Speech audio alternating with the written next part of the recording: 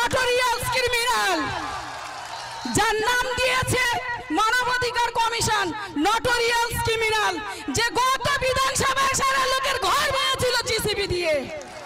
আজকে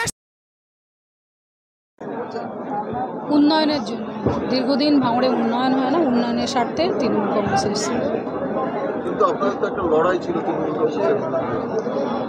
দেখুন, লড়াই ছিল যারা দুর্নীতিগ্রস্ত তাদের বিরুদ্ধে, এক্স্যাক্টলি তৃণমূল কংগ্রেস নয়, যারা মানুষের জন্য লড়াই করছে।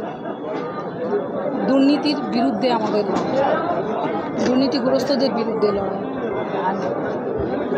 ভোটের পরে নওশাদ সিদ্দিকীকে সেভাবে দেখা গেল না, বা যারা আহত হয়েছে তাদের পাশে আসতে তাকে দেখা গেল না, এটা নিয়ে কি বলবেন? নওশাদ সিদ্দিকীর ভূমিকা নিয়ে কি বলবেন? দেখুন, আমি একটা কথাই বলবো, যারা ওনার জন্য জান দিয়ে লড়াই করছে সবার ক্ষেত্রে প্রিয় মানুষগুলোর পাশে সদা সর্বদা থাকা উচিত।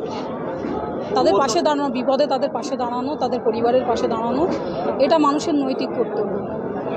2 বছর ধরে আপনারা অনেক স্বপ্ন দেখালেন ভাঙড়ের মানুষকে, নওশাদ সিদ্দিকী সাহেব স্বপ্ন দেখালেন, সেগুলোর তাহলে ভবিষ্যৎ?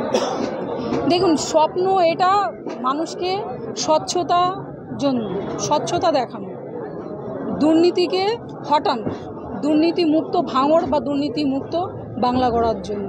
সেটা যেমন ছিল তেমন আগামীতেও থাকবে। আমরা তো মানুষের জন্য সবসময় এটা বলি, মানুষের অধিকারের জন্য লড়াই করছি।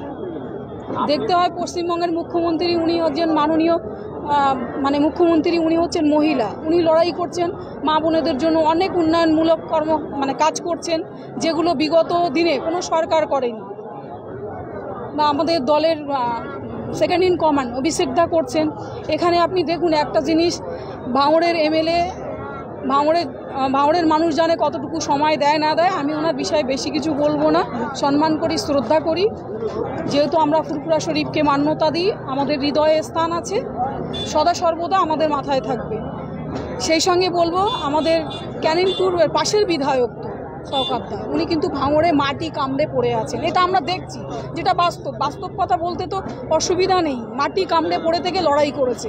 যে লড়াইটা আমাদের দেওয়া উচিত ছিল, সেটা আমরা মনে করি যে আমরা সেইভাবে দিতে পারিনি, কিন্তু উনি দিয়েছেন। ভাঙড়ের মানুষের পাশে কিন্তু সদা সর্বদা থেকেছে। পঞ্চায়েত সমিতির মেম্বার হিসেবে পরিষেবা দিতে পারেননি, তৃণমূলে কি পারবেন সেই পরিষেবাটা মানুষকে দিতে?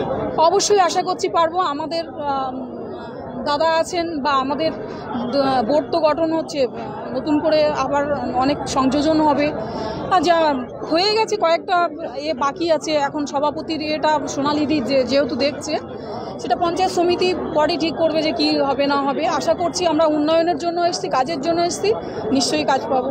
যাদের ভোটে জয়লাভ করেছেন তাদের উদ্দেশ্যে কিছু বলবেন? কারণ তাদের মধ্যে তো একটা ক্ষোভের সৃষ্টি হবে। দেখুন না, ক্ষোভ বলতে না, আমরা অবশ্যই আমি বলেছি যে আমি মানুষের সঙ্গে বিশ্বাসঘাতকতা করব না, বা নির্দিষ্ট সিম্বল দেখব না যে তৃণমূল করে, ও আইএসএফ করে, ও সিপিএম করে, কেউ কংগ্রেস করে, বিজেপি করে, তার পছন্দ করতেই পারে। মানুষের রায় নিয়ে যেতেছি, মানুষকে সম্মান দেব, মানুষের কথা অনুযায়ী কাজ করব, মানুষকে নিয়ে চলব।